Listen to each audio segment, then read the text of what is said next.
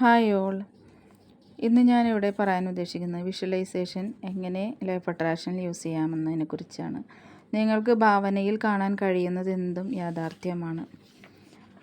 എന്തുകൊണ്ടാണ് ഒരുപാട് പേർക്ക് തങ്ങളുടെ ലക്ഷ്യങ്ങളും സ്വപ്നങ്ങളും നേടാൻ കഴിയാത്തത്? ഭൂരിപക്ഷം പേരും തങ്ങളുടെ ജീവിതത്തിൽ പലപ്പോഴായി ഗോൾ സെറ്റ് ചെയ്യുകയും എന്നാൽ അതിൽ തുടർന്നു പോകാൻ സാധിക്കാതെ അവരത് പാതി വഴിയിൽ ഉപേക്ഷിക്കേണ്ടി വരികയും ചെയ്യുന്നത് എന്തുകൊണ്ടാണ്? അതിൻ്റെ പ്രധാന കാരണം ശരിയായ രീതിയിലല്ല അവർ വിഷ്വലൈസ് ചെയ്യുന്നത് എന്നതുകൊണ്ടാണ്.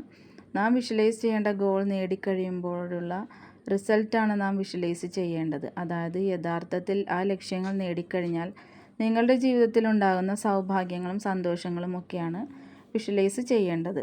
എന്നാൽ പലരും ഗോൾ മാത്രമാണ് വിഷ്വലൈസ് ചെയ്യാറുള്ളത്. ലോ ഓഫ് അട്രാക്ഷനിലെ ഏറ്റവും പവർഫുള്ളായൊരു മാനിഫെസ്റ്റേഷൻ ടൂളാണ് വിഷ്വലൈസേഷൻ.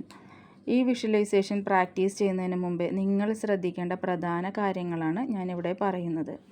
ആദ്യമായി മറ്റാരും ശല്യമില്ലാതെ നിങ്ങൾക്ക് ശാന്തമായി ഇരിക്കാൻ കഴിയുന്നൊരു സ്ഥലം തിരഞ്ഞെടുക്കുക. എല്ലാ പ്രാക്ടീസിലും ചെയ്യുന്നത് പോലെ പുഞ്ചിരിയോടെ 4-5 ദീർഘശ്വാസം എടുക്കുക. ശ്വാസത്തിൽ മാത്രം ശ്രദ്ധ കേന്ദ്രീകരിച്ച് നിങ്ങളുടെ ശരീരവും മനസ്സും റിലാക്സ്ഡ് ആയി എന്ന് ഉറപ്പുവരുത്തുക. നേരത്തെ തയ്യാറാക്കിയിട്ടുള്ള നമ്മുടെ ഗോൾ കാർഡോ അല്ലെങ്കിൽ വിഷൻ ബോർഡോ എടുത്ത് വിഷ്വലൈസ് ചെയ്യേണ്ട പ്രധാനപ്പെട്ട ഗോൾ നിങ്ങൾ തിരഞ്ഞെടുക്കുക. നിങ്ങളുടെ ജീവിതത്തിൽ നിങ്ങൾക്ക് എന്താണ് വേണ്ടതെന്ന് വ്യക്തമായ ധാരണ ഉണ്ടായിരിക്കണം. നിങ്ങൾക്കത് കിട്ടുമെന്നും നിങ്ങൾക്കതിന് അർഹതയുണ്ടെന്നും പൂർണ്ണമായി വിശ്വസിക്കുക. അത് സാധ്യമാണെന്ന് മനസ്സിനെ പറഞ്ഞ് മനസ്സിലാക്കുക. അത് ഉറപ്പിക്കാനായി 3 പ്രാവശ്യം യെസ് യെസ് യെസ് എന്ന് പറയാം. എപ്പോഴൊക്കെ സമയം കിട്ടുന്നുവോ അപ്പോഴൊക്കെ ഇത് പ്രാക്ടീസ് ചെയ്യുക. അതിനുശേഷം നിങ്ങളുടെ ആഗ്രഹങ്ങളും ലക്ഷ്യങ്ങളും നിങ്ങൾക്ക് ലഭിച്ചതായി പ്രാക്ടീസ് ചെയ്യുക. അത് സ്വന്തമായാൽ നിങ്ങൾക്കുണ്ടാകുന്ന വികാരം അനുഭവിക്കുക. വിഷ്വലൈസേഷൻ കഴിഞ്ഞാൽ അപ്പോൾ തന്നെ ചെയ്യേണ്ടത് സന്തോഷം നൽകുന്ന കാര്യങ്ങളിൽ മനസ്സ് ഫോക്കസ് ചെയ്യുക എന്നതാണ്. ഇതിൻ്റെ ഭാഗമായി അഡ്വാൻസ്ഡ് ആയിട്ട് ഗ്രാറ്റിറ്റ്യൂഡ് കൂടി പ്രാക്ടീസ് ചെയ്യേണ്ടതുണ്ട്. വിഷ്വലൈസേഷൻ പ്രാക്ടീസ് ചെയ്യേണ്ട ചില ഉദാഹരണങ്ങൾ ഞാനിവിടെ വ്യക്തമാക്കാം. പലരും സമ്പത്തുമായി ബന്ധപ്പെട്ട തെറ്റായ വിഷ്വലൈസേഷനാണ് ചെയ്യുന്നത്. അതായത് എനിക്ക് ഇത്ര പണം വേണം എന്നാണ് സാധാരണയായി ഗോൾ എഴുതാറുള്ളത്.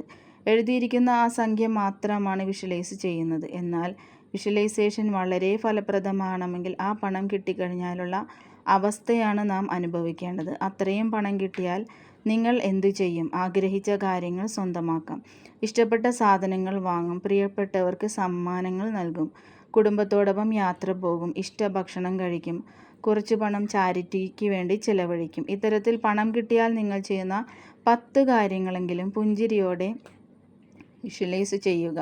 ഇതൊക്കെ ചെയ്യുമ്പോഴുള്ള നിങ്ങളുടെ ഉള്ളിലുണ്ടാകുന്ന സന്തോഷം ഇപ്പോഴേ അനുഭവിക്കുക.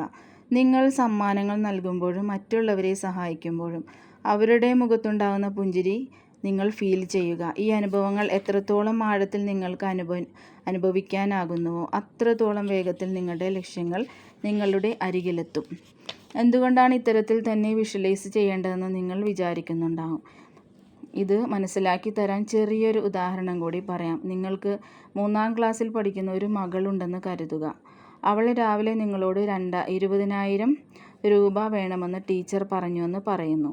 നിങ്ങൾ അപ്പോൾ തന്നെ ആ തുക കൊടുക്കുമോ? നിങ്ങൾ എന്തിനാണ് ഇത്രയും പണമെന്ന് അവളോട് ചോദിക്കും.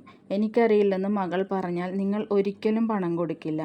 അതിനു പകരം ഒന്നിച്ച് ഈ പണം കൊടുക്കുകയാണെങ്കിൽ 10ാം ക്ലാസ് വരെ വേറെ ഫീസൊന്നും കൊടുക്കാതെ ഡാൻസോ മ്യൂസിക്കോ പഠിക്കാമെന്ന് ടീച്ചർ പറഞ്ഞെന്ന് വ്യക്തമായി മകൾ പറയുകയാണെങ്കിൽ നിങ്ങൾ ആ പണം കൊടുക്കും.